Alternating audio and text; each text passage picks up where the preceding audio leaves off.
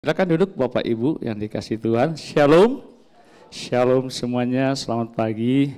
Kita langsung saja ya untuk tema firman Tuhan yang pada hari ini judul misi dan pelayanan kreatif.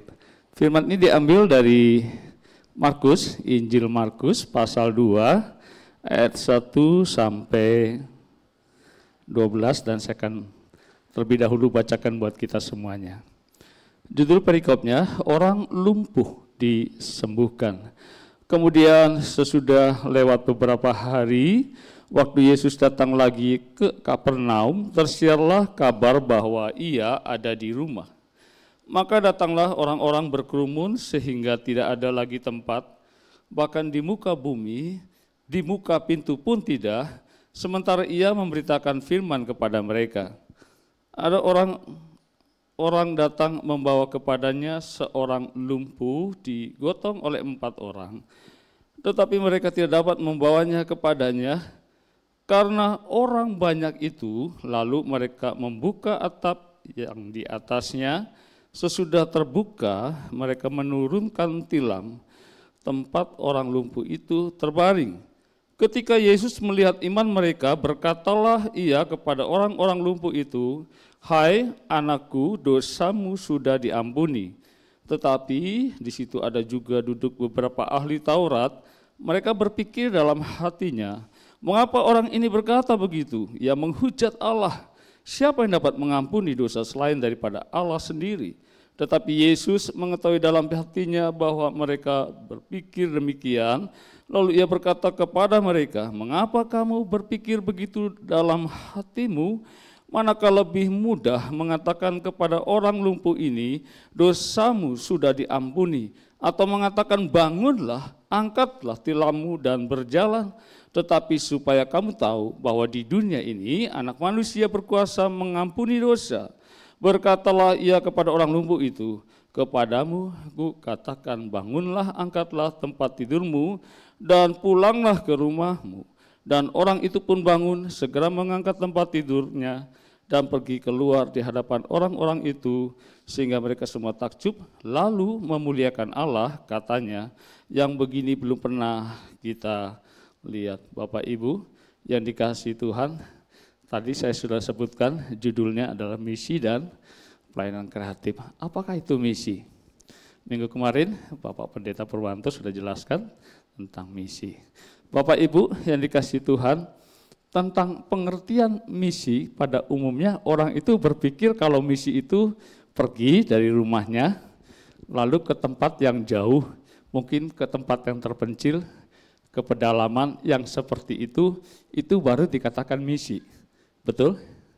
Selama ini kalau berbicara tentang misi, pemikiran banyak jemaat Tuhan, orang Kristen seperti itu. Ya, tentu saja dasarnya adalah seperti yang dikatakan dalam Amanat Agung, pasal 28 Matius 19:20 ya, yaitu perintah untuk memberitakan Injil. Namun juga bahwa untuk hal itu disebutkan juga dalam Kisah Para Rasul 1 ayat 8 bagian B, dikatakan bahwa ya yang pertama itu kamu akan menerima kuasa kalau Roh Kudus turun atas kamu. Bagian B dikatakan beritakan Injilnya, beritakan kabar baiknya kemana? Dimulai dari Yerusalem, lalu sama Yudea, lalu seluruh Samaria dan ujung bumi. Kalau kita melihat di sini tentu saja bahwa di dalam kita melayani Tuhan, dalam memberitakan Injilnya, ya termasuk dalam hal ini ada dimulai dari yang paling dekat, di mana Yerusalem itu berbicara tentang dimulai dari satu tempat yang paling dekat. Bisa juga keluarga, bisa juga dalam lingkungan pekerjaan yang di mana punya pegawai-pegawai begitu ya, lalu melayani pegawai-pegawainya, lalu sesama pekerja dan sebagainya. Bisa dimulai dari hal-hal yang kecil yang ada sekeliling kita. Ya, kalau memang bisa mereka atau bisa melayani keluar kota atau keluar ke pulau, ke pedalaman, ya itu juga termasuk dari pelayanan misi. Seperti yang tadi WL juga saksikan ya, mungkin dalam hal ini saya juga saksikan juga seperti beberapa hari yang lalu. ya kira-kira mungkin seminggu yang lalu, kami punya pembantu rumah tangga, dia sakit, dirawat di rumah sakit. Singkat kata kami mengunjungi, membesuk di rumah sakit Medimas itu, dan ada hal yang mengejutkan juga ya. Satu sisi dalam pelayanan itu kita menjadi berkat bagi orang lain, khususnya dalam kita memberitakan Injilnya, memperkenalkan Yesus sebagai Tuhan dan Juru Selamatnya. Tapi ada hal yang mengejutkan kami begini, waktu didoakan, kan ada suaminya, itu perempuan, ada suaminya, ada anaknya. Waktu saya berdoa, belum pernah saya mendoakan orang Kristen ataupun non-Kristen yang waktu doanya itu diikutin panjang. Kan kalau kita doa itu dikte kan potong-potong ya, per kalimat, mungkin juga bisa per kata. Yang mengagetkan saya doanya lancar, panjang. Dalam nama Tuhan Yesus, terima kesembuhan yang daripada Tuhan.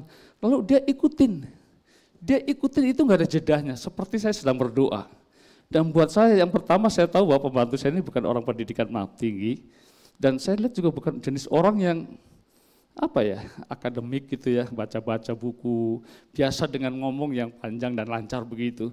Tapi saya mendengar bahwa sampai akhir, doa awal sampai akhir, dia mengikuti doa yang saya sampaikan itu sampai pada bagian yang terakhirnya. Di dalam nama Tuhan Yesus, terima kesembuhan.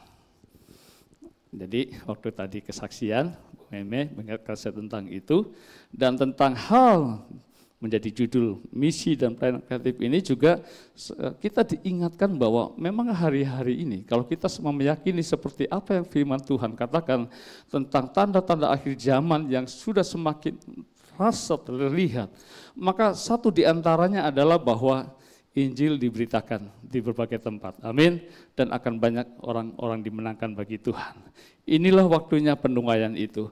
Mulai dari mana? Mulai dari kita. Dari mana? Dari tempat yang tidak jauh juga dari kita. Di mana kita diutus, di mana kita tempatkan, disitulah misi pekabaran Injil dinyatakan. Bapak Ibu yang dikasihi Tuhan, termasuk di gereja. Waktu hari Kamis, ada ibadah PW, saya terkesan juga dengan di gereja itu ada ilalang, ada gandum. Berarti ada orang yang percaya, ada orang yang sekalipun ke gereja Kristen belum tentu juga dia sungguh-sungguh menerima Kristus. Artinya ada ladangnya, amin. Tidak jauh-jauh di gereja juga kita bisa melakukan pelayanan misi itu. Seperti yang dilakukan oleh Tuhan Yesus mengawali pelayanannya. Kalau kita baca di dalam ayat yang ke-1-nya dikatakan bahwa kemudian sesudah lewat beberapa hari waktu Yesus datang lagi ke mana? Kapernaum. Kapernaum, tersirat kabar bahwa ia ada di rumah itu. Kapernaum itu disebut juga dalam pelayanan Yesus itu disebut dengan town is Jesus. Kota Yesus, di mana sebagian besar pelayanan Yesus di bumi ini 2000 tahun yang lalu itu dilakukan di Kapernaum. Dan apa yang dia lakukan? Seperti yang ditulis dalam Matius 9 ayat 35, tolong sampaikan. Ini. Oke, terima kasih, saya bacakan. Demikianlah Yesus berkeliling ke semua kota dan desa. Ia mengajar dalam rumah-rumah ibadat dan memberitakan Injil Kerajaan Sorga, serta melenyapkan segala penyakit dan kelemahan. Berita kabar baik disampaikan Kristus. Ya, sebelum amanat agung, dia sudah memulainya. Amin. Ya, di mana? Di Kapernaum dan sekitarnya. Dia beritakan Injil dan diteguhkan dengan tanda-tanda yang ajaib.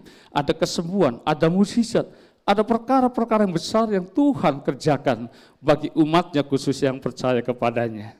Dan seperti yang ditulis juga dalam Markus pasal 2 yang menjadi bahan pokok pembacaan firman Tuhan, yaitu tentang orang lumpuh disembuhkan. Di mana tempatnya? Di Kapernaum. Bapak Ibu yang dikasihi, yang kedua setelah misi adalah pelayanan kreatif. Ini menjadi satu bagian misi dan kreatif yang pelayanan kreatif yang tidak dapat dipisahkan satu dengan yang lainnya. Kreatif berbicara tentang apa yang bisa kita kembangkan dengan cara yang berbeda dan tidak begitu saja. Bahasa umumnya nggak monoton begitu ya. Tuhan memberikan kepada kita hikmat untuk melakukan tugas pelayanan dengan cara yang lebih kreatif. Sesuatu yang kreatif biasanya tidak jauh-jauh dikerjakan, ada sebab akibatnya. Biasanya karena satu keadaan tertentu, bisa juga karena keadaan yang kepepet. Dalam keadaan kesulitan, kesukaran, ketertekanan, kreatif itu muncul pada saat ada masalah, setuju enggak? Kalau biasanya hal biasa-biasa, ya adem-adem sajalah, berjalan seperti apa saja, demikian. Tapi kalau ada masalah yang dihadapi, maka yang benar adalah di situ akan muncul ide-ide kreatif bagaimana naturalnya kita sebagai manusia, bagaimana caranya kita mengatasi kesulitan-kesulitan itu, sehingga dengan cara-cara yang kita dapat itu dapat mengatasi kesulitan-kesulitan yang ada. Itu namanya kreatif. Mungkin dengan bahasa lain dinamis ya. Dinamis itu tidak monoton. Dinamis itu bergerak. Ya, progres, mengalami progres kemajuan dari satu bagian ke bagian tertentu yang lebih baik lagi untuk dapat mengatasi persoalan kesulitan yang ada. Bapak Ibu yang dikasihi Tuhan, berkenan kreatif itu juga berlaku dalam pelayanan. Kita tahu bahwa pelayanan kita di dalam Tuhan, ya pasti semua tahu kita akan pasti dihadapkan dengan berbagai persoalan masalah yang ada. Penderitaan, masalah karena pengiringan kita akan Tuhan. Oleh karena itu yang muncul adalah kreatif, ide yang kreatif.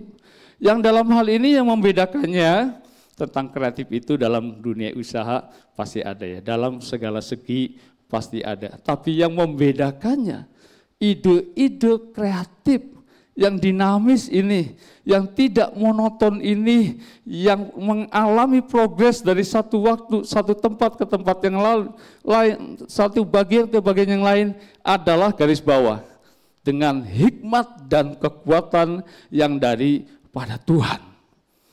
Karena apa? Karena memang kita mengerjakannya adalah bagian dari pekerjaan Tuhan. Kita adalah hamba-hambanya. Oleh karena itu apa yang dilakukannya adalah sesuai dengan petunjuk daripada Tuannya. Oleh karena itu sekali lagi saya katakan dengan hikmat yang daripada Tuhan. Bapak Ibu yang dikasihi Tuhan, belajar dari 4 orang yang menjalankan misi dan pelayanan kreatif. Yang pertama, nah tadi kan kita udah baca, mungkin sedikit saya singgung saja ya. Yang dari ayat 1 sampai 12-nya, Markus pasal 2, ada orang sakit, ditandu, sakitnya sakit lumpuh, kalau tidak salah, benar nggak Pak John? Paralisis. Jadi paralisis itu adalah sakit lumpuh yang permanen. Karena ada berbagai macam sakit lumpuh. Saya juga pernah lumpuh 2 kali setelah dioperasi, dan tahun 88 saya juga pernah lumpuh, tapi nggak permanen, karena sampai hari ini Bapak Ibu lihat saya normal ya, nggak lumpuh. Nah yang paralisis ini, atau sakit lumpuh yang permanen ini, dialami oleh si sakit lumpuh yang ditulis di dalam Alkitab ini. Lalu yang selanjutnya adalah ada 4 orang yang membantu, menolong, mentandu, dia dibawanya ke tanduk maksudnya, kemudian datang kepada Yesus, diperhadapkan dengan kesulitan, kesukaran yang ada, yang kalau tidak punya kreativitas, tentu akan berhenti kepada satu masalah begini, mau dibawa ke Yesus, udah penuh, halaman sudah penuh, depan pintu sudah penuh, teras ya, apalagi ke dalam. Berarti kalau tidak punya kreativitas, berhenti sampai di situ. Namun yang menarik yang terjadi adalah bahwa 4 orang ini, kalau saya perhatikan dari kisah yang sudah kita baca ini, yang menjadi, kalau nonton film tuh serinya, peran utamanya, yaitu 4 orang yang membawa tandu ini. Mereka punya ide, mereka membawa orang lumpuh ini, Bapak Ibu yang dikasihi Tuhan, saya boleh katakan sini yang seperti ditulis di sini, tidak menyerah karena tantangan. Situasi yang terjadi pada saat itu adalah berkerumunnya banyak orang dan kemudian tidak menyisakan tempat. Selanjutnya, tentu saja sudah tidak ada harapan bagi si lumpuh untuk disembuhkan mengingat kondisi tersebut. Namun karena ada 4 orang yang tidak mau menyerah dengan keadaan, maka tantangan apapun akan berhasil dihadapi.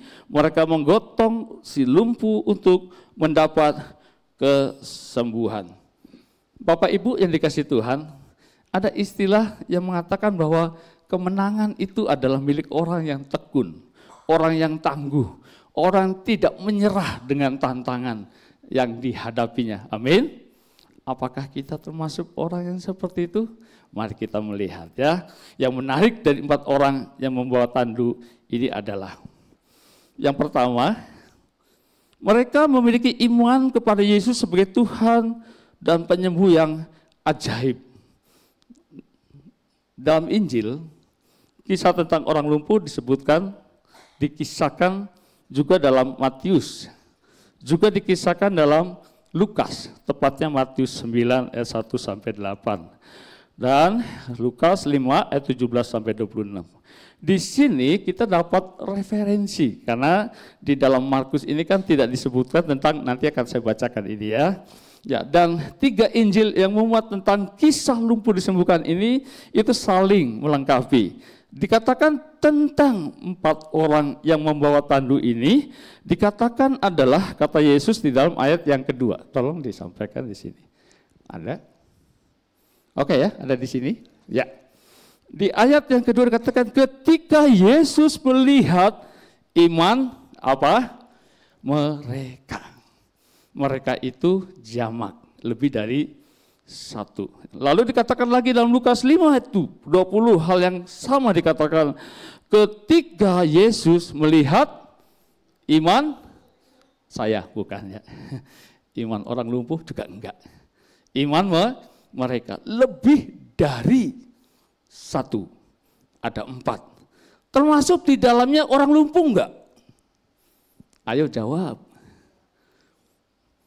Oh bisa beda, ada yang geleng, ada yang manggut ya. Kalau saya termasuk yang 1 orang itu. Karena untuk memperoleh mendapatkan mukjizat kesembuhan daripada Tuhan, Alkitab semua mencatat dibutuhkan iman. Amin. Dibutuhkan iman. Jadi bagaimana pula nanti kita lihat endingnya bahwa kesembuhan itu terjadi terhadap orang yang lumpuh itu tanpa dia tidak memiliki iman. Pastinya dia memiliki iman percaya kepada Tuhan. Karena itu kuncinya. Sekali lagi, bagaimana menerima kesembuhan, mukjizat yang daripada Tuhan kalau tidak memiliki iman. Oleh karena itu kesimpulan saya bahwa yang dikatakan Yesus melihat iman mereka itu termasuk 4 dan 1 orang itu. Ada berapa? Ada 5. Setuju? Yang setuju amin. Yang enggak setuju ya enggak apa-apa. Nanti direnungkan lagi ya sampai pasti jawabannya. Tapi saya mendapatkan kesimpulan bahwa mereka itu adalah 5 orang itu. Ada hal yang menarik yang dilakukan, dikerjakan oleh 4 orang ini, Bapak Ibu yang dikasihi Tuhan. Yang pertama adalah unity dan harmonisasi. Karena waktunya mungkin nggak cukup, jadi saya sambung jadi satu saja ya. Di sini yaitu tentang unity dan harmonisasi. Apakah itu? Saya membayangkan waktu keadaan yang begitu sulit, sukar ya. Kok bisa ya, gimana caranya? Kalau 1 orang aja anggaplah itu orang sehat, lalu dia naik ke atap, itu kan bukan hal yang mudah. Setuju? Ini orang lumpuh, dibawa oleh 4 orang dengan membawa tandu, lalu dibawanya naik ke atas. Sulit. Hari ini bisa. Pakai derek, pakai mesin, ya diangkat lalu ditaruh ke atas. Tapi zamannya bukan zaman seperti yang sekarang. Zamannya zaman yang terjadi waktu itu. Sukar, nggak bisa. Tentu dibutuhkan adalah unity, kesatuan hati. Kan nggak bisa nanti gontok-gontokan. Coba kamu dulu yang naik di depan. Oh nggak bisa, yang kanan dulu. Nggak bisa, harus bareng-bareng. Lah yang di belakangnya gimana? Pasti ada keributan, betul? pasti ada perselisihan, nggak nyampe ke tujuan. Nah, kalau sampai naik sampai ke atas, artinya adalah pastinya mereka punya kesatuan. Bahkan pemikiran, tindakan, dan perbuatannya hal yang sama. Dasarnya adalah iman. Yang kedua adalah perbuatan yang mereka lakukan. Menunjukkan bahwa mereka ada satu kesatuan dengan yang lain. Termasuk dalam hal ini adalah harmonisasi. Ada keseimbangan, saling melengkapi, saling menguatkan. Sehingga terasa enak dilihat kalau itu seperti halnya misalnya, nah di sini ya saya kasih contohnya. Harmonisasi itu bisa juga seperti satu permainan musik yang dimainkan oleh lebih dari satu orang. Pasti semua main harus dengan sehati. Nggak bisa drumnya muncul sendiri, gelebak-gelebuk, lalu keyboardnya nggak kedengeran sama sekali. Bahkan mungkin gitarnya mati. Nggak begitu, bukan? Pasti mereka dalam pengertian harus memiliki harmonisasi satu dengan yang lainnya. Karena tanpa itu dilihat aja nggak enak, apalagi didengar. Pulang saja yuk, nyanyinya, musiknya nggak enak. Perlu harmonisasi, ya sehingga terbentuk satu harmonisasi musik, bahkan juga pujian. Dan dalam hal ini pasti mencapai tujuannya. Apa tujuannya? Menarik hadirat Tuhan, membawa sidang jemaat Tuhan untuk masuk dalam penyembahan dan pujian, dan segala puji hormat dan kemuliaan bagi nama Tuhan. Ya, kembali lagi tentang hal ini. Ya, mereka juga harmonisasi, unity. Tujuannya adalah sampai membawa orang lumpuh ini di atas atap, dibukanya atap atas, dibawanya 4 orang ini dikerek ke bawah untuk sampai kepada Yesus sebagai tujuannya. Untuk apa? Alami kesembuhan.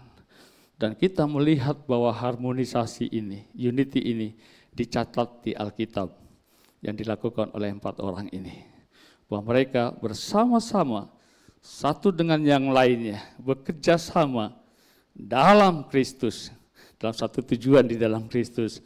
Dan apa yang terjadi, goalnya adalah Tuhan dipermuliakan.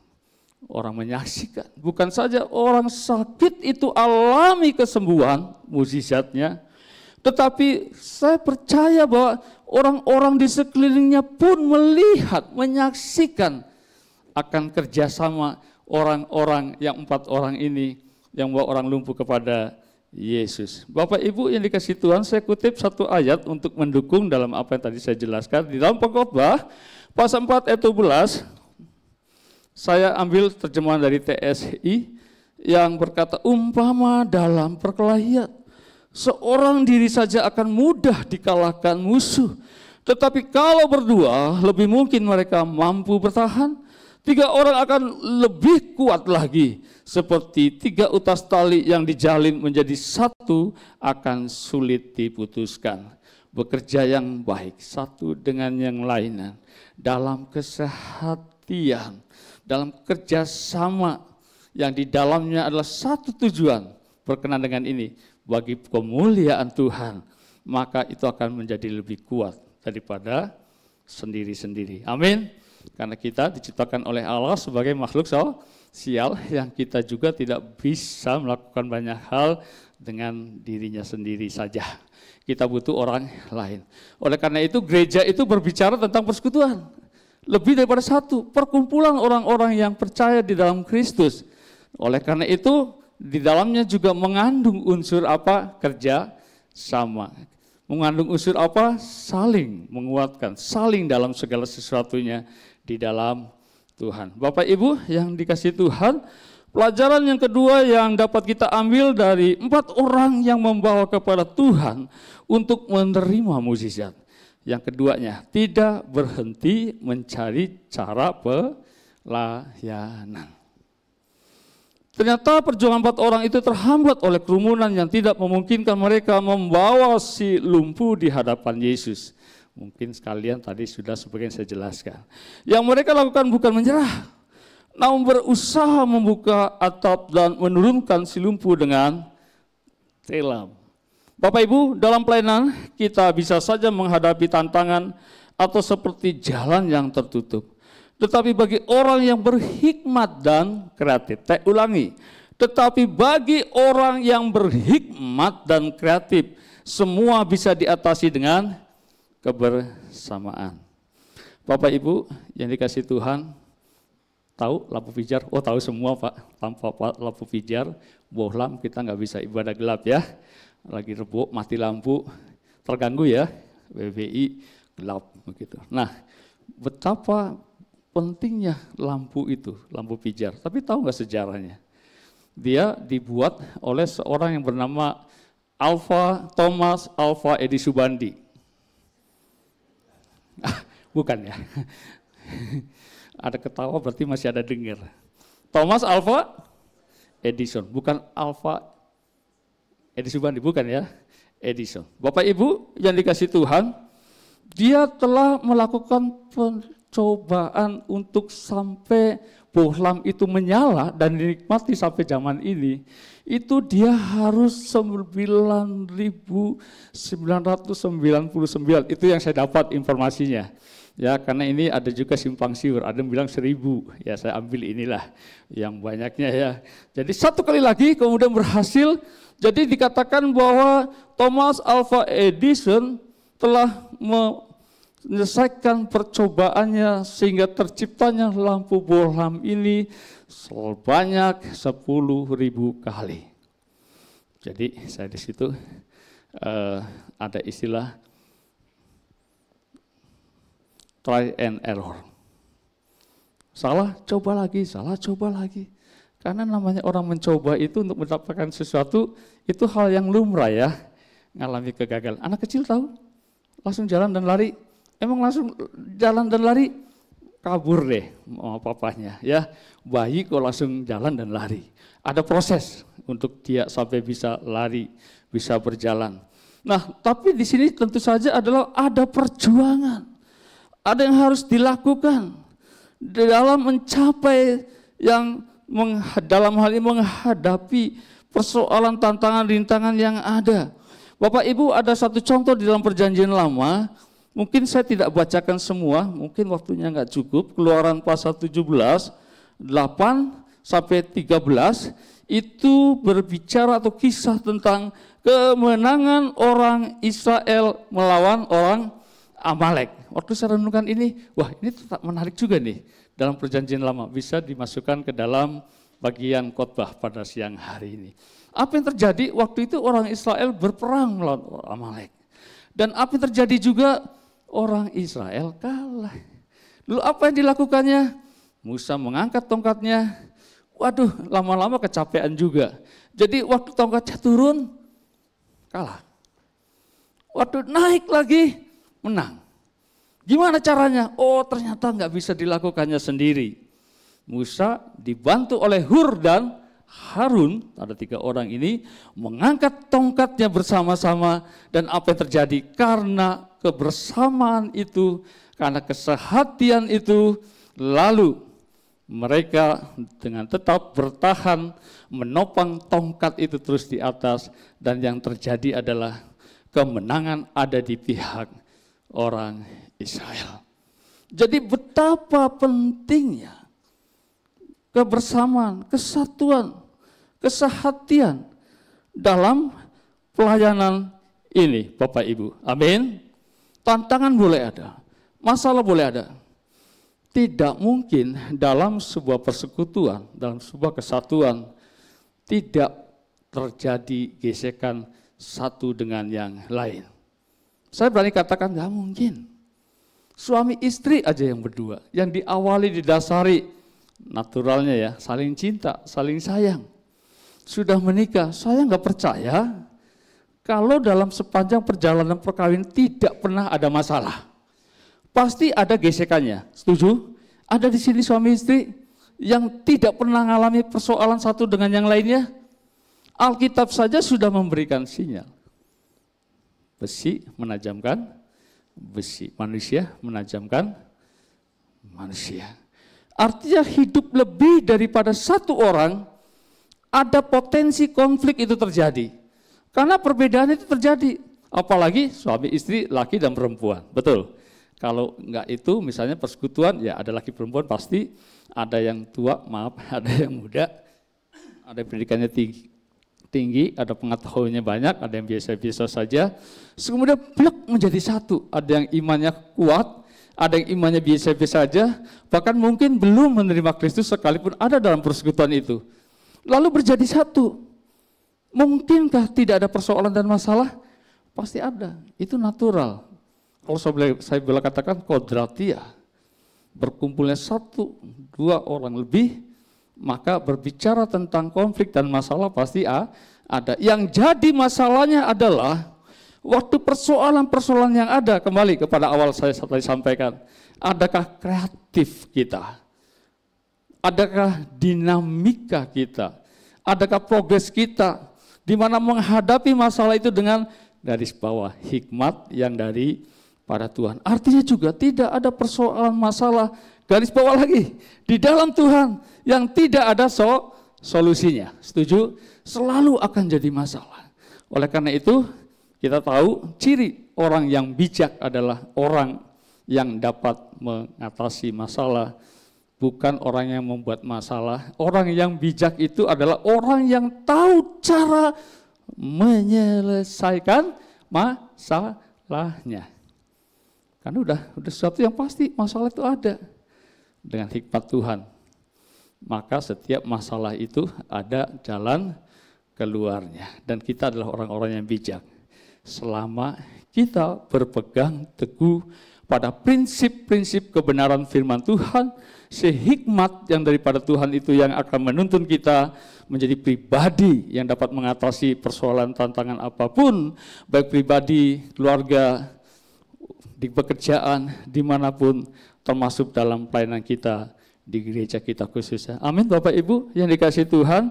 Yang terakhir adalah tidak mencari pujian dan kemuliaan. Ini hal yang perlu diperhatikan. Karena tidak sedikit bahwa orang melayani Tuhan itu memiliki motivasi yang tidak murni. Apakah motivasi yang tidak murni? Ya ikut pelayanan karena ada tujuannya. Saya kutip omongannya Bapak Gembala, ada motivasi terselubung. Terjemahkan sendiri. Jadi enggak murni pelayanannya.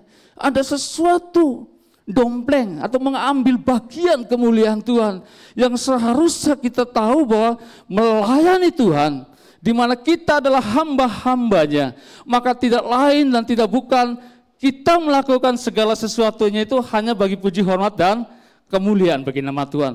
Tidak ada yang lain. Saudara pernah mendengar, jangan mencuri kemuliaan Tuhan. Ya, itu maksudnya. Jangan ambil kemuliaan Tuhan. Karena kita adalah seorang hamba saja. Tidak ada yang lain. Seperti yang dikatakan di dalam firman Tuhan demikian. Segala sesuatunya, Roma 11 ayat 36, adalah dari Dia dan oleh Dia dan kepada Dia, bagi Dialah kemuliaan sampai selama-lamanya. Jangan takut kita tidak akan mendapat upah dalam pelayanan kita. Sekalipun bukan tujuan, tapi tahukah bahwa upah itu telah tersedia bagi kita. Yang penting adalah apakah kita melakukannya bagi Tuhan. 1 Korintus 15 ayat 58. Kita akan mendapat upahnya. Tidak ada yang sia-sia dalam persekutuan kita di dalam Tuhan. Bapak Ibu yang dikasihi Tuhan, saya baca dulu ya, ada yang kelewat yang tidak mencari pujian dan kemuliaan. Poin yang sudah ada di sini, oke, saya perlu baca dulu, ada yang kelewat. Si lumpuh yang telah disembuhkan itu memuliakan Allah. Satu-satunya pribadi yang layak menerimanya adalah Allah yang dimuliakan dalam setiap pelayanan kita. Yang selanjutnya, lihatlah bahwa keempat orang ini tidak menuntut ucapan terima kasih atas pujian dari si lumpuh yang telah sembuh. Bahkan nats ini tidak menceritakan lagi bagaimana keadaan mereka. Jadi udah gitu aja lah. Ya, nggak ada catatan mereka, riwayat mereka tentang selanjutnya bahwa dengan melakukan sesuatu hal yang besar di dalam Tuhan, yang peristiwanya juga dicatat di dalam Injil, 3 Injil mencatat tentang ini, namun berikutnya seperti apa, kelanjutannya seperti apa tentang 4 orang ini tidak ada ceritanya. Itu mungkin dianggap tidak penting. Yang penting adalah karyanya, perbuatannya. Amin. Tuhan yang mengetahuinya. Pelayanan sejati tahu persis bahwa kreativitas yang dimiliki adalah pemberian Tuhan dan karenanya layak dikembalikan kepada Tuhan Sang Pemberi. Bapak Ibu, satu lagi ayat sebagai penutup, Lukas 17 ayat 10. Oke, yang ini sudah dibaca ya. Yang ini saya bacakan. Demikianlah firman Tuhan, demikian jugalah kamu apabila kamu telah melakukan segala sesuatu yang ditugaskan kepadamu, hendaklah kamu berkata, kami adalah hamba-hamba yang tidak berguna. Kami hanya melakukan apa yang kami harus lakukan. Tidak ada hal yang lain selain daripada apa yang sudah ditetapkan oleh Tuhan. Dalam bahasa istilah Perancis, apal ya, bukan bisa baca Perancis. Détournement de pouvoir. Jangan lakukan segala sesuatu melampaui dari apa yang sudah ditetapkan. Jangan menyimpang dari wewenang yang sudah ada. Lakukan saja sebagai hamba, kerjakanlah apa yang Tuhan sebagai Tuhan kita lakukan, tidak ada yang lain. Amin Bapak Ibu yang dikasihi Tuhan, misi pelayanan tanpa kreativitas dari Tuhan itu akan lumpuh. Jika hal ini terjadi, bagaimana mungkin orang yang lumpuh menolong orang yang lumpuh? Saya ulangi ya, ini bagian yang remak waktu saya dapatkan penutupnya. Jadi misi pelayanan tanpa kreativitas dari Tuhan itu akan lumpuh. Jika hal ini terjadi, bayangkan coba, orang yang lumpuh mana bisa menolong orang yang lumpuh. Dalam bagian lain, paralelnya kata Tuhan, orang buta menuntun orang buta. Ya ora iso kedungsuk, ya kan? Orang lumpuh, ya gimana dia bisa membawa yang lain yang lumpuh juga? Apa yang terjadi? Somo pada wae. Apa itu? Kedungsuk, tidak mencapai tujuan. Padahal tujuannya utama adalah segala puji, hormat, dan kemuliaan hanya bagi nama Tuhan Yesus. Amin Bapak Ibu. Mari bangkit berdiri, kita akan tutup ibadah kita.